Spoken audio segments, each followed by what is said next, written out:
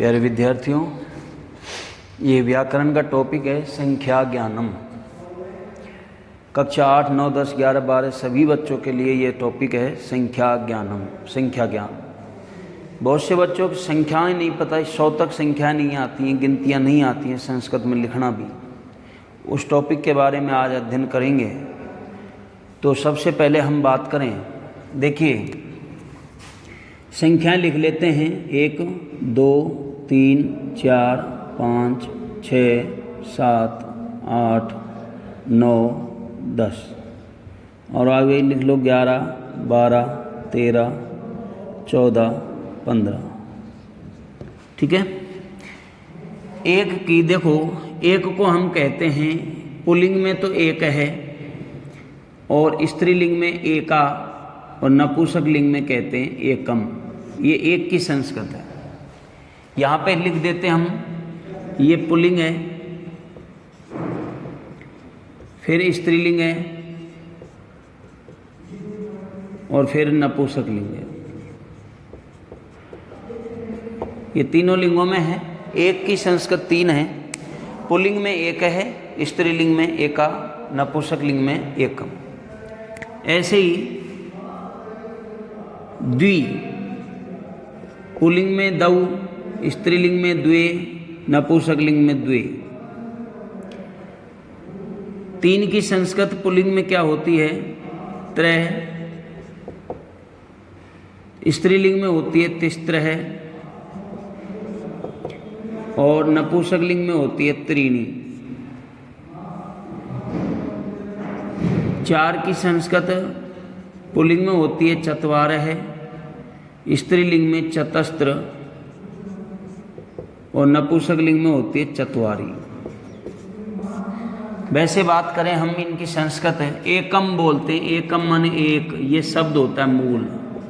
द्वि यानी 2, ये त्रि यानी 3, चतुर यानी 4, ये मूल शब्द होते हैं। इनमें ये मूल शब्द होते हैं जो कोष्टक में लिखे हैं। एकम एक, द्वि 2, त्रि 3, चतुर यानी 4। अब ये पुल्लिंग, स्त्रीलिंग, नपुंसक लिंग में मैंने आपको इसलिए बताया है कि एक की संस्कृत पुल्लिंग में होगी एक है, स्त्रीलिंग में एका, एक नपुंसक लिंग में एकम। ऐसे ही 2 की संस्कृत होगी पुल्लिंग में दौ, स्त्रीलिंग में द्वे और नपुंसक लिंग में द्वे। 3 की संस्कृत पुल्लिंग में त्रय, स्त्रीलिंग में तिस्त्रय और नपुंसक लिंग में त्रीणी। 4 की संस्कृत, वैसे तो मूल शब्द चतुर है, लेकिन पुल्लिंग में 4 की संस्कृत चत्वार है, स्त्रीलिंग में चतस्त्र और नपुंसक लिंग में चत्वारी। अब आगे सेम चलेंगे। देखो पुल्लिंग, स्त्रीलिंग, नपुंसक लिंग अब कुछ नहीं है। पंच मन 5 होता है, पंच। षट मन 6, सप्त 7, अष्ट 8, नव 9, 10 10, एकादश,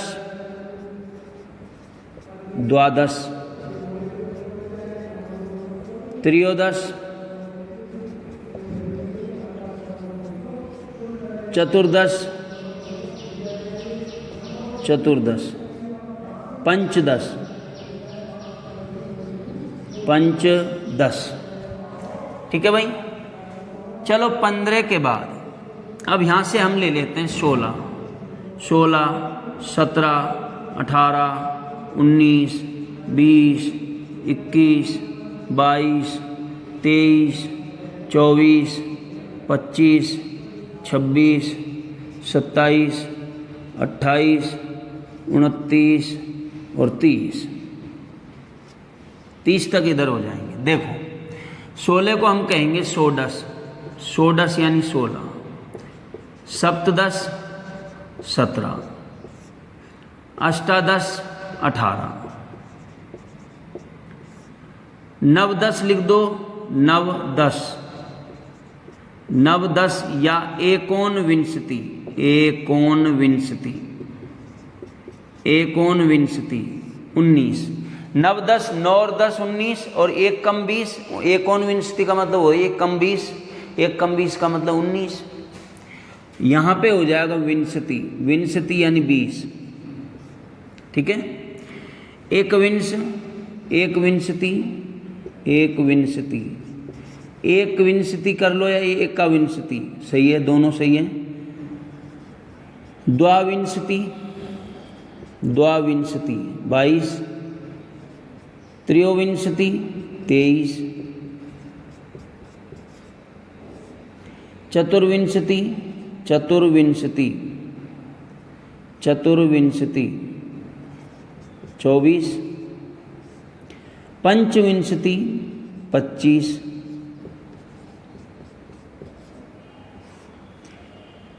षट, षड लिख दो या षट, षटविंशति, षटविंशति 26, सप्तविंशति 27, अष्टाविंशति, अष्टविंशति लिख दो या अष्टाविंशति 28, नवविंशति, नवविंशति लिख दो या एकोनत्रिंशत, नवविंशति लिख दो या एकोनत्रिंशत, एकोनत्रिंशत, एकोनत्रिंशत, एक कम 30, और 30 की संस्कृत होगी त्रिंशत, त्रिंशत 30। 30 तक आपकी संख्याएं हो गई हैं।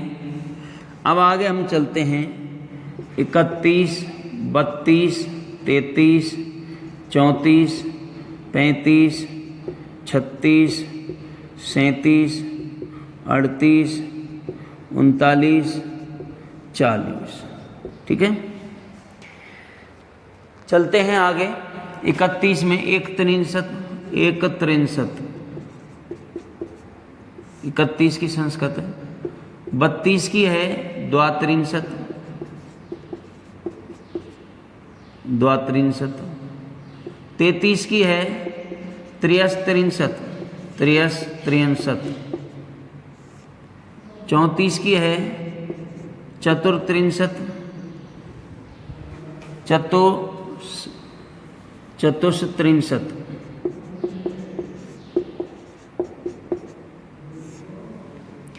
35 की है पंचत्रिंशत, पंचत्रिंशत।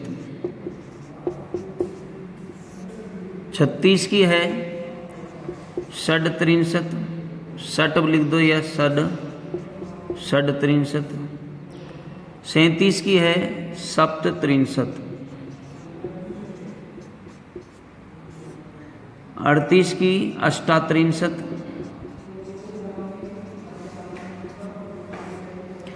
39 की है नवत्रिंशत।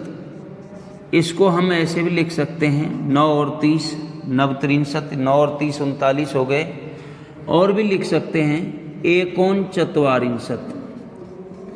एकोनचत्वारिंशत का मतलब होता है 1 कम 40। 1 कम 40 का मतलब ही 39 होता है।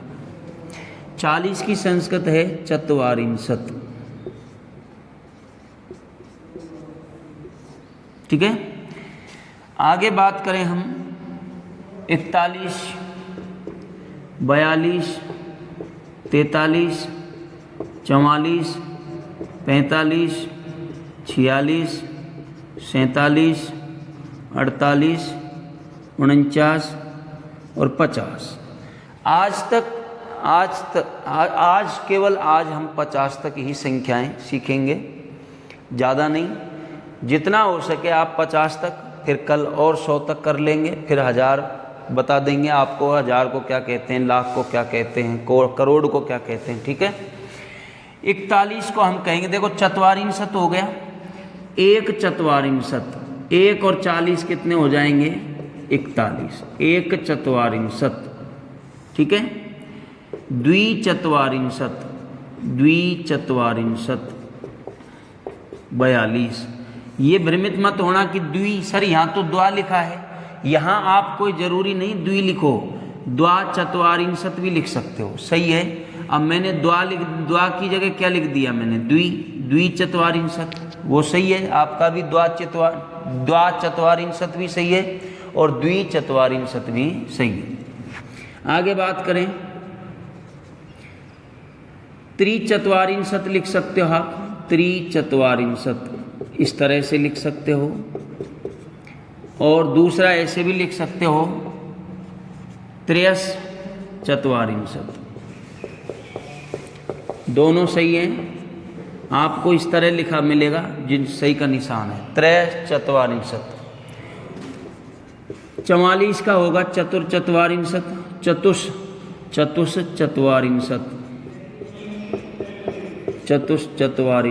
44। पंचचत्वारिंशत् 45, पंचचत्वारिंशत् यानी 45। षट्चत्वारिंशत् यानी 46,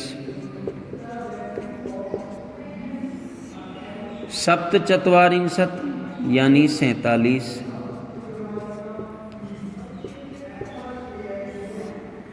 अष्टचत्वारिंशत्,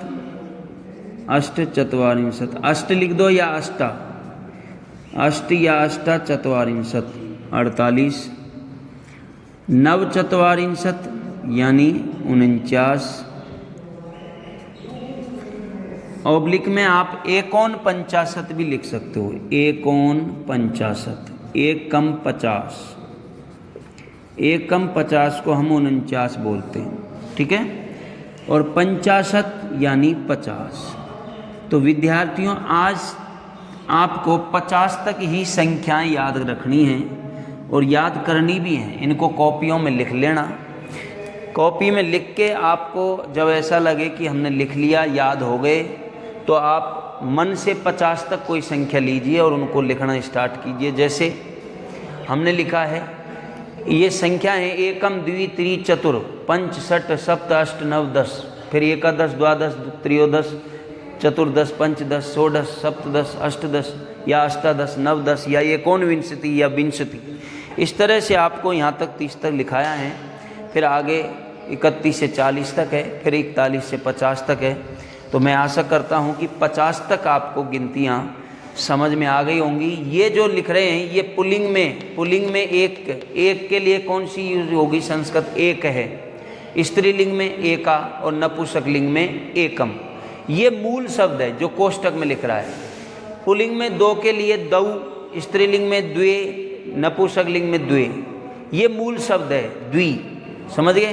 पुल्लिंग में 3 के लिए त्रय, स्त्रीलिंग में तिस्त्र और नपुंसक लिंग में त्रीणी। त्रि मूल शब्द है।